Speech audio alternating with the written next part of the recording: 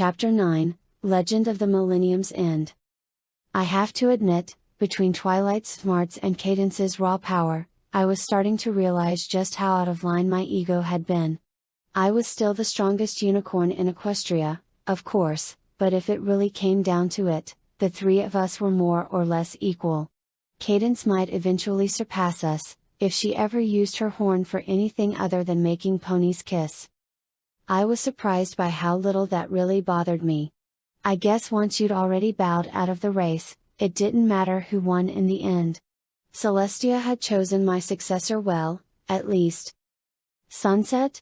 Something terrible is happening and no pony is taking it seriously except me. I take that back. Twilight still had some rough edges. Like her tendency to get worked into a paranoid panic at the slightest provocation. I rubbed my nose before answering, turning to look at the book and calming myself down. Twilight, this had better not be like those readings you took on the statue garden that had you convinced some piece of art was a secret chaos god about to break free and kill us all. She tried to get me to go to Canterlot to confirm her readings. To the castle. I wasn't sure if she'd been planning something, or if she just genuinely was that crazy. Those readings were real. But this is more important, and I'm not going to argue with you today. Celestia's kicking me out of the castle. That made my mane stand on end. I ran over to the book to make sure the text-to-speech spell wasn't messing up. When I saw that she'd really written that, my breath caught in my throat. Was this my fault? What happened? I could feel a panic attack coming on. Was it my fault? Did she find out? Just apologize and then blame it all on me. I'm a terrible influence. I take full responsibility. She wants me to go out and make friends instead of studying. I slumped to the floor with relief.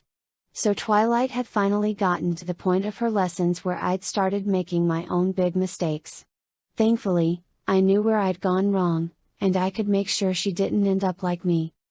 Do what she says, I sighed. Trust me. It's a lot easier than arguing with her, and having friends is nice. If it wasn't for you and the other ponies I met, I'd have gone crazy by now. Of course I did live in a ruined castle and I was talking to a book. Maybe I'd gone right past crazy already and not noticed it. You don't understand either. The day after tomorrow is the 1000th year of the summer sun celebration. I waited for the other horseshoe to drop. It didn't. And according to this storybook, that means Nightmare Moon, the mare in the moon, will return and bring eternal darkness to Equestria. I stood up and brushed myself off. I had a pretty good idea of what was going on now. Twilight had found a scary story and was overreacting. Again. I knew how to deal with this, just keep her distracted and away from anything explosive and wait for her to realize she'd been wrong all along. At least this time we wouldn't have to find a spell to quickly regrow her mane before any pony realized she'd been set on fire. Look, Twilight, don't you think that maybe if that was true, Celestia would already know about it and have plans in place? She's not stupid. I tried to contact her first. She brushed me off. Me? Instead of taking this seriously, she wants me to go and get the celebration preparations done for her. Well, go and do that, then, I sighed and started back to what I'd been doing. I'd been brewing a potion and making lunch and I'd completely forgotten which was which. Some days I was an awful witch. Hopefully the cauldron on the right was my lunch, because otherwise I was going to turn blue for a week. I don't have much of a choice. At least you can give me a hoof with it. I rolled my eyes and shook my head. Twilight, you know I don't like to travel. No, that's the good news. It's in Ponyville. Celestia is coming here. I dropped my spoon. Should I have mentioned that first? I paced back and forth in front of the library, clutching my cloak tightly around me. I had a hard decision to make, wait for Celestia to show up before I ran away, or go now so I could get a head start. I hated to admit it, but I was sort of attached to the town, and it was going to be hard to find a place safer than the old castle. Well, safer to avoid detection.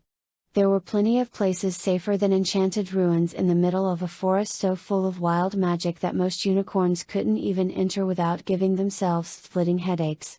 And that didn't even cover the traps. I decided to leave most of the castle alone after a hidden slide had almost dropped me into the ravine outside. I just needed to calm down.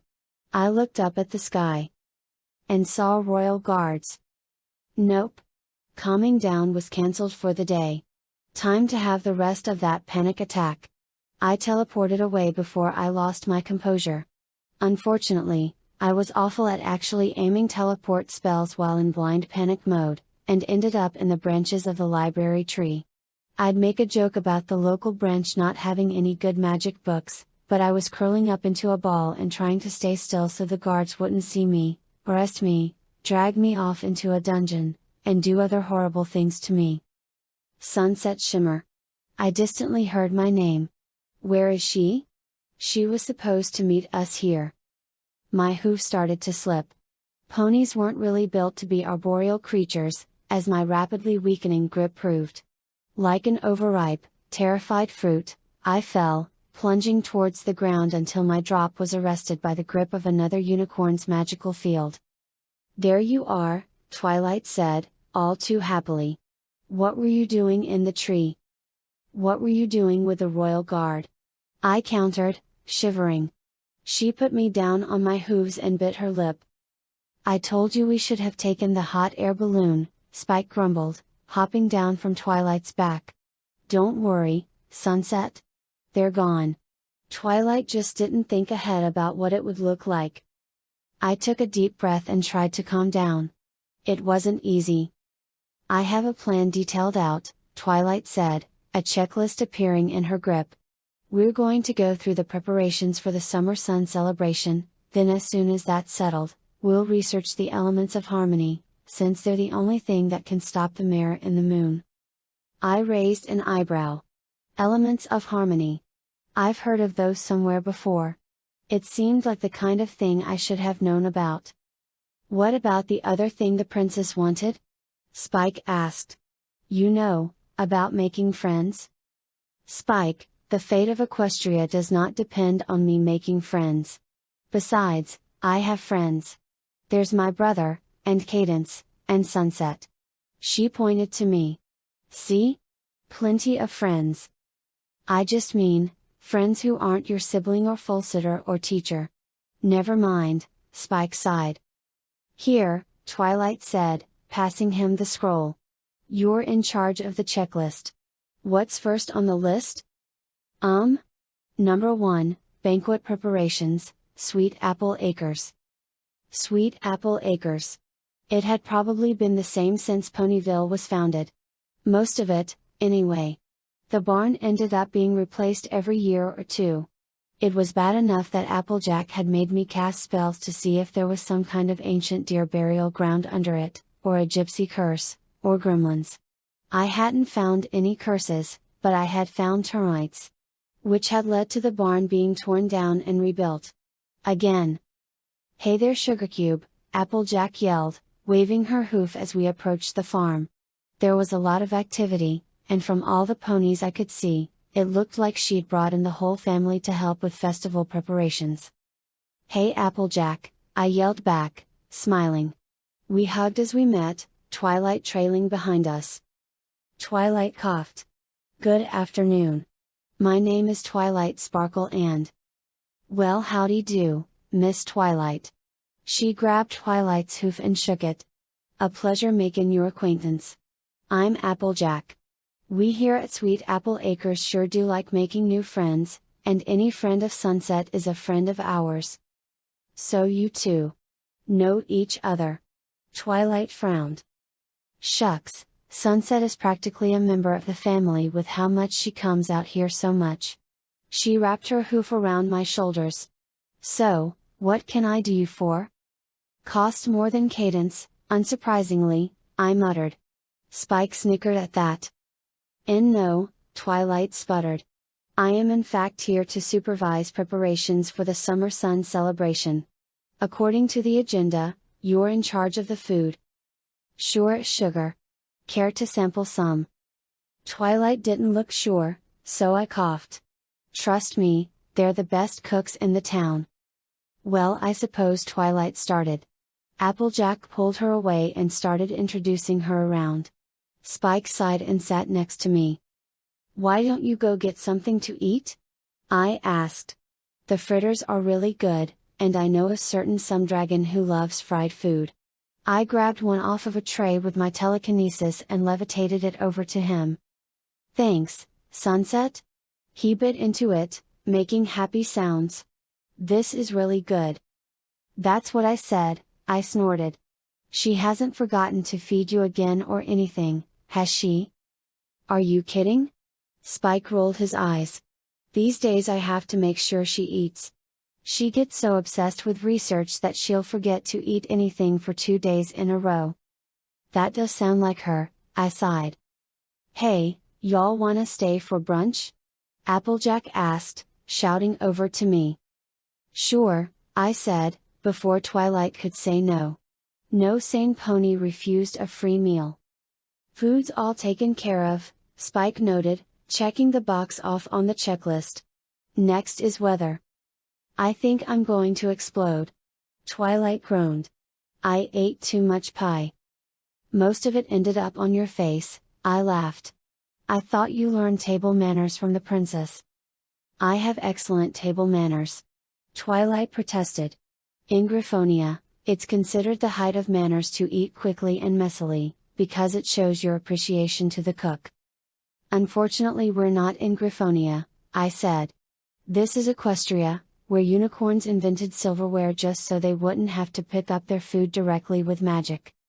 The local weather manager is named Rainbow Dash, Spike said, reading off the list. Yeah, she just got promoted a few weeks ago, I said. The old manager was slacking off and almost got a lot of ponies hurt. Dash managed to save the day, as she'll no doubt mention repeatedly since you haven't heard the awesome story yet. Well, she isn't doing a very good job, Twilight said, gesturing up at the sky. It was still dotted with clouds from the rain shower the day before. She's probably taking a nap somewhere, I sighed. Most of the weather team has the day off for the celebration. I stepped away to look at the nearby clouds for a burst of color, and narrowly avoided a rainbow-colored streak.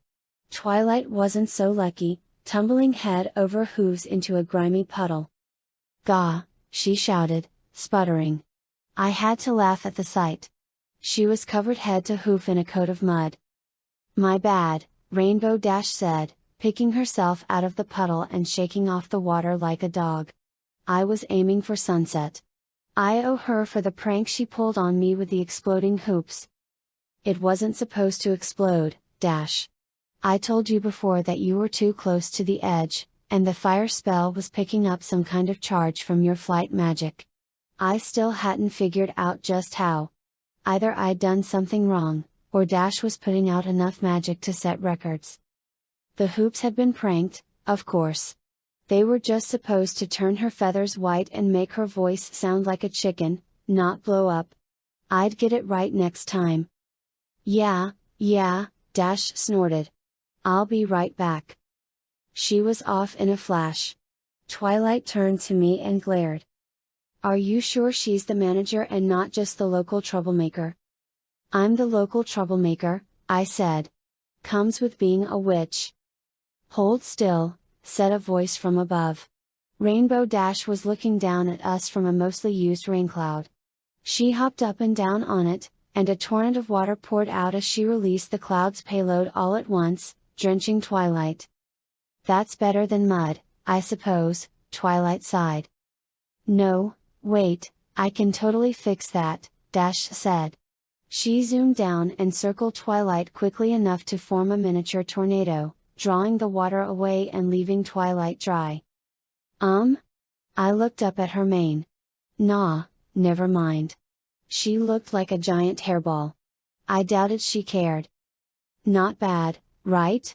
Rainbow Dash looked at me for approval. Let me guess, you're Rainbow Dash, Twilight sighed. The one and only. Let me guess, Sunset told you all about me. What I heard is that you're supposed to be in charge of the weather, Twilight said, rubbing at her temples. Even I could see she was starting to get a migraine. I'm Twilight Sparkle, and the princess sent me to check on the weather. Yeah, Dash waved off her concern. I'll take care of it. There's no time to take care of it, Twilight yelled. This needs to get done today. No time? Dash grinned. I'll show you no time at all. She took off, smashing through the scattered clouds. I watched her trail bounce from Nimbus to Cirrus and back again, turning them into vapor, well, into more scattered vapor than a normal cloud, with the slightest touch. She was back before you could say Wonderbolts 10 times fast. Which I was halfway sure she did while she was flying just to get herself pumped up. The last cloud exploded, and she glided back to us with a smirk on her face.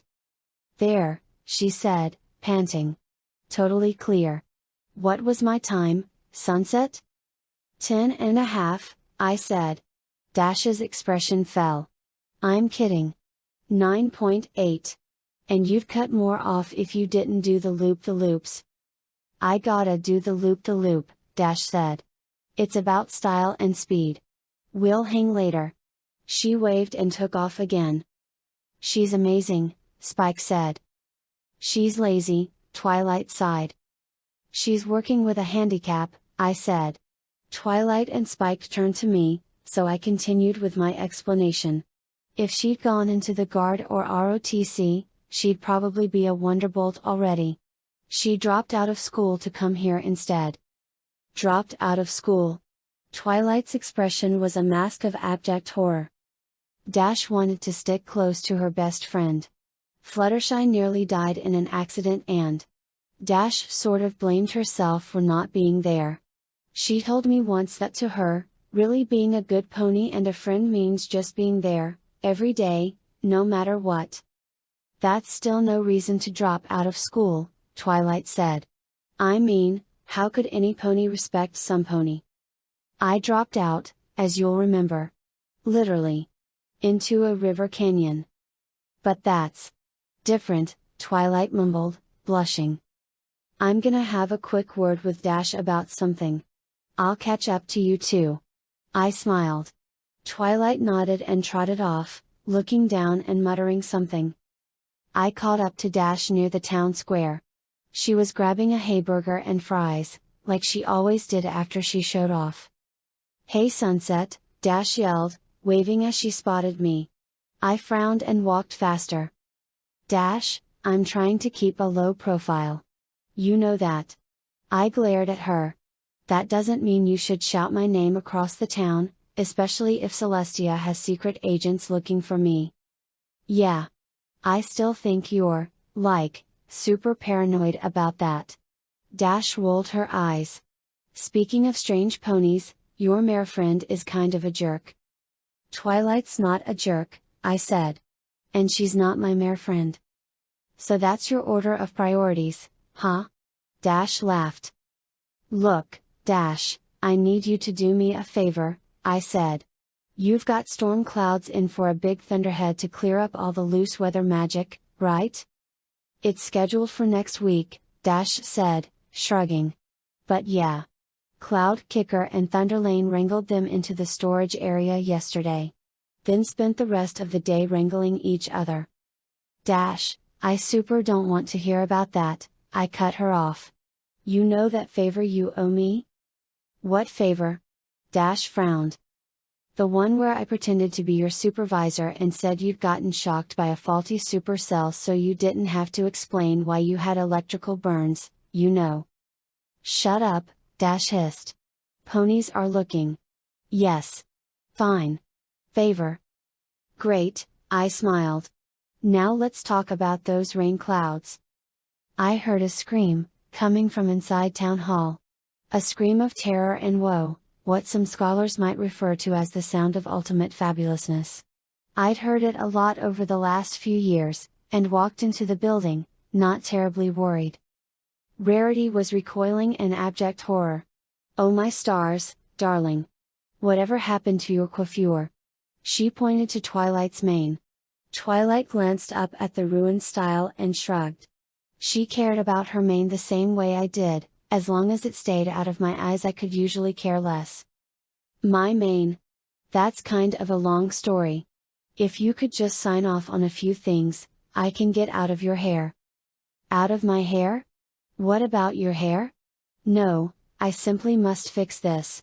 It's even worse than when Sunset Shimmer showed up on my opening day with a mane that had several small animals living in it. Rarity paused.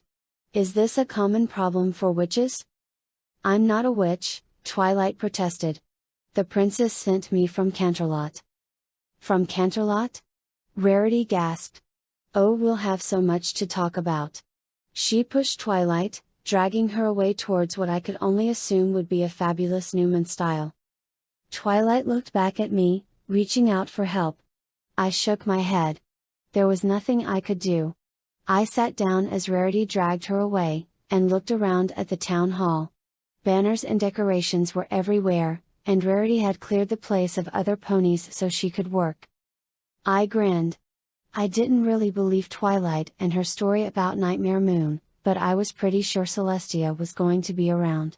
I knew I couldn't match her power, but I knew exactly where she'd be standing, and I had at least a few hours while Rarity molested Twilight's scalp.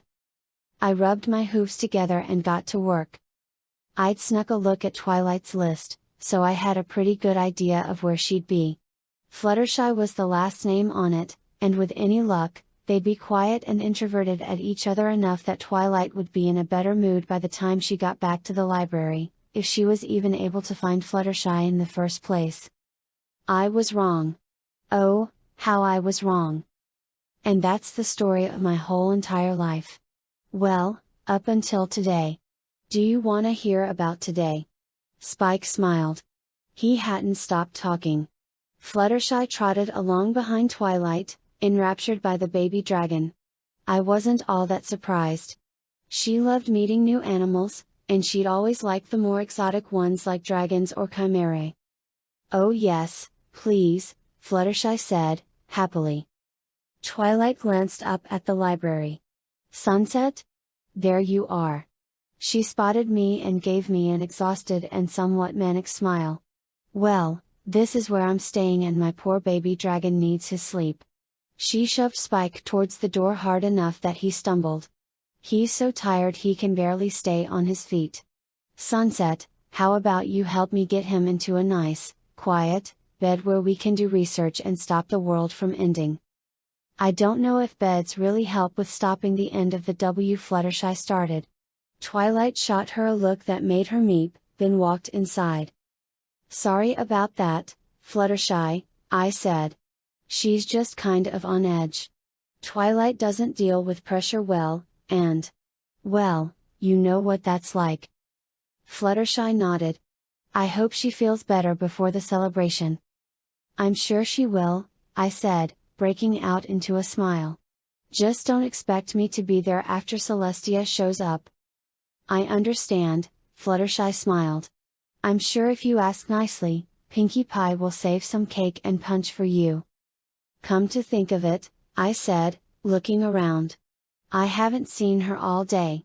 And I've been with a pony she hasn't met before. I guess preparing for the summer sun celebration must be taking up all of her attention. Surprise. Never mind, I sighed. I think I have a pretty good idea of where Pinkie went. Should we? Fluttershy asked. Yeah, I said. Might as well. Maybe I can keep her from using a concussive blast spell to throw Everpony into the Badlands. It turned out I didn't really have to worry about that at all. Twilight escaped the party all on her own, retreating up into one of the offices. She wasn't terribly polite about it, either. We really were a lot alike. Do you think she doesn't like this music? Pinkie asked, worried. I can put on something else. Maybe some polka. She's just not feeling that good, I said, putting a hoof on Pinkie's shoulder. Of the ponies I'd gotten to know in Ponyville, she was the one I understood the least in some ways. But I did understand how hard she worked to get things just right. It's a great party, Pinkie. She's just. You know how Fluttershy is with new ponies? Pinkie Pie nodded in understanding. I get it. We just have to be patient, right? Yeah, I smiled. She's overwhelmed and worried. I know a party is how you like to unwind, but she just needs to be alone for a bit. But? Pinky bit her lip. How about I bring her a cupcake? No pony alive can resist anything you bake. Pinky brightened up at that and gave me a cupcake with purple icing. This one should be perfect. It's even the color of her coat, I laughed. I'm sure she'll feel a little better after she eats, too. I walked upstairs and knocked on the office door. It opened almost instantly with Twilight's pink magical glow, and slammed behind me after I entered.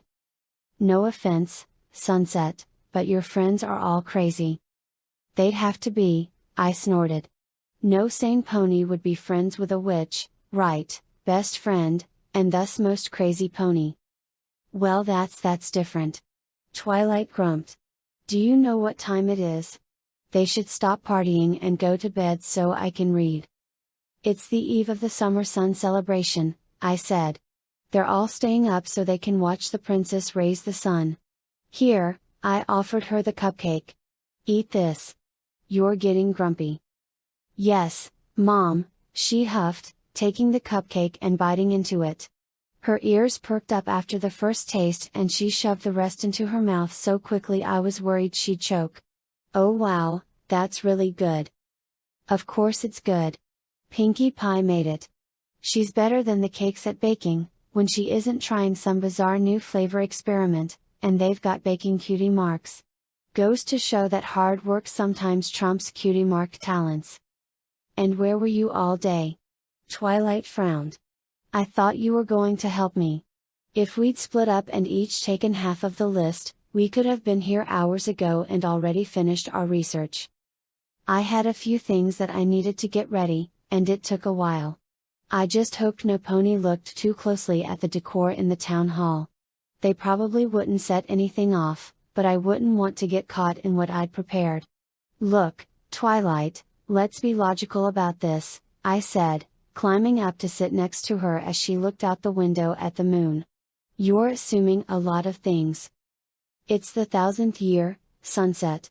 She grabbed a book from her saddlebags. Listen, legend has it that on the longest day of the 1000th year, the stars will aid in her escape, and she will bring about everlasting night. That seems pretty cut and dry to me. First, the book only says it's a legend, I pointed out. Second, all the old prophecies say 1000 years. If they were all true, do you know how many disasters would hit all at once? Around 50, Twilight muttered. Exactly. Both of us know back in those days, it was fashionable to say 1000 years when they just meant forever, or a really long time. I shrugged. And even if it was right, the calendar itself might be wrong. The Griffins adjust their dates every 4 years because of some crazy wind calendar they use. That might be true, Twilight admitted. Who would be the one pony who would know best if it was true, and if 1000 years had really passed? I asked. Princess Celestia, Twilight said, deflating. Who told me to stop worrying and to make some friends? Exactly, I said, putting a hoof around her. She nuzzled up to my chest, starting to calm down. You just got carried away a little. I don't think some evil princess of darkness is going to show up and declare eternal night. But what if it does happen? Twilight asked. We haven't even had time to research the elements. She groaned and leaned into me, her flank pressing against mine. She was quite a hugger. She never ignored me like this, Sunset. There was the real issue. You want to know what I think? I asked. Twilight looked up at me. I think she does have something planned. Think about it. She decided to hold the celebration here, and who does she have do the planning? All of my friends. Twilight's eyes widened. You think she knows you're here? I nodded. Ever since I saw that list of yours, it's what I've suspected. It makes sense, doesn't it? She'd probably spent years researching it. She might even have sent you that book just to make sure you were too distracted to think about what she might be doing herself. That would make sense, Twilight admitted. And if she's inviting all of your friends, she's probably trying to show me that making friends isn't a bad thing. Exactly. I smiled. Of course, both of us saw right through it once we put our heads together. I bet she didn't tell you because she wanted to keep it a surprise from me. I feel so stupid. Twilight groaned. Don't? We actually figured out her plan before she could spring her trap.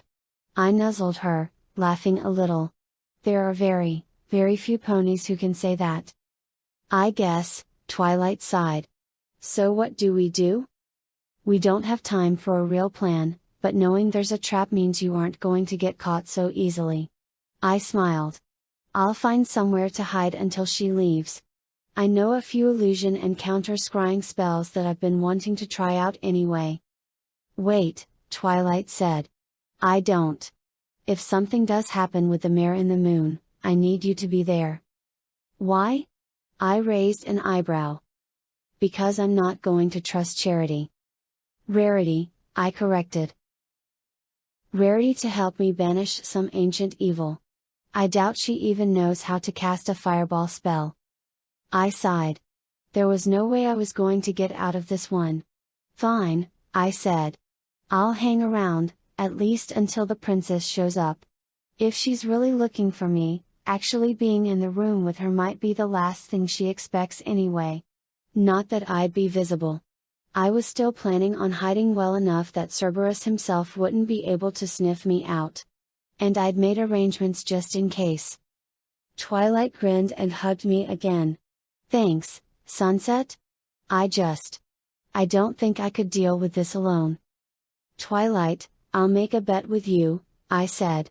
When no ancient evil shows up, you admit you were wrong, and you have to bring the newest edition of the Compendium Magica with you next time you visit. If one does show up, I'll admit I was wrong and I'll owe you any favor you want. Not that it would matter, since if the mare in the moon did show up, it was basically the end of the world. Sort of a win-win situation since I'd never have to pay out. But only sort of, since the world would be ending. Deal, Twilight giggled. Hey girls, Spike yelled, opening the door. It's time to watch the sunrise.